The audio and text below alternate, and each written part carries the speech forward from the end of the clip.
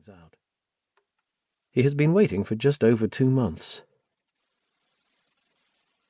What made him buy the flat, other than its price and the fact that he likes small places, prefers them even, was the honey-coloured parquet and the window, which reaches to the ground and gives onto a courtyard and blue-grey roofs of weathered zinc, and is altogether too splendid for the room in which it finds itself.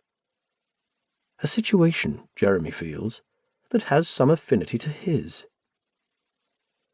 His favourite position is to sit at one side of the table with his back to the mattress, looking out through the wide open window, his feet on a small wooden box that once held a magnum of champagne, and is now filled with letters from the time when people wrote them. His arms crossed loosely above his stomach in the restful position of a man on his own tomb. He'll have a book somewhere near his chair, or his laptop, or the manuscript he's working on, but will have abandoned it to watch the gently urban wind in the leaves of the courtyard's single tree, which may be a lime, or may be something quite different, but which he continues to think of as a lime. He'll be watching the leaves as the wind turns them white and then dark again, and the movement of the young man in the window opposite, who has no time at all for Jeremy, and who wanders around his slightly larger studio in pyjamas or less, a large bowl of coffee cupped in his elegant white hands, and whose presence contributed in no small measure to Jean-Paul's final fit of jealous rage. Jeremy has been in this flat for the past 17 years, in or near Batignolles for almost 25, in Paris for 34, give or take the odd few months elsewhere, for reasons of the heart or penury. He was dispatched here by his mother when no other solution seemed feasible, with the address in his wallet of a girl she'd known at school, who'd married someone in publishing, the business card of a hotel she'd stayed in briefly before she married his father, in whose company, she didn't say, some traveller's checks for the first few months, and a copy of a guide to the churches of Paris she'd claimed to have bought in a local jumble sale, trusting that some kind of solace might be gained from it. He studied the names as the ferry pitched its way towards Calais. Saint-Denis, Saint-Gervais et Saint-Protais, Saint-Germain-des-Prés. What a saintly city it must be, he mused. He'd read French at university, but spent his year out in Montpellier and only passed through Paris twice.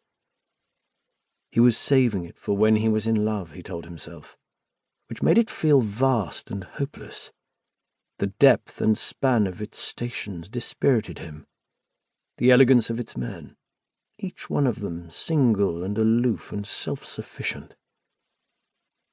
His mother's hotel, though, set him right within hours, when one of the kitchen hands followed him back to his poky single-bedded room and gave him a lesson in a brusque and richly communicative sexual argot his 3 interrupted years at Exeter hadn't prepared him for at all. So this is Paris, he thought. His face in the pillow as a slim Algerian whose name he never caught left teeth marks in his shoulder. His mother's friend's husband had turned out to own not a publishing house, but a sizable printing works to the south of Paris. He caught the train out there one late autumn morning, enjoying the sense of being a foreigner these journeys within the larger journey always heightened.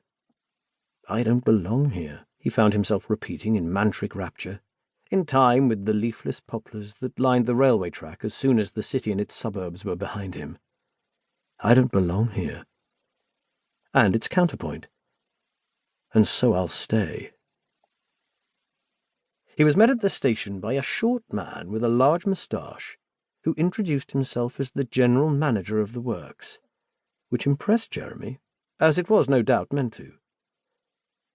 The man drove him to a smallish factory on the outskirts of the town, with a row of sedately smoking chimneys, their off-white pads of vapour sloping away to the side in infantile chorus, like something from an impressionist painting. The printing works were behind this, in a squat red-brick manoir-like building, from which came the sound of machinery, an arrhythmic thudding that none the less reminded Jeremy of his journey, and gave him a sense of inevitability he realized he had been craving. He wondered what was being printed behind such mundane walls. What had seemed like a courtesy visit took on a new import.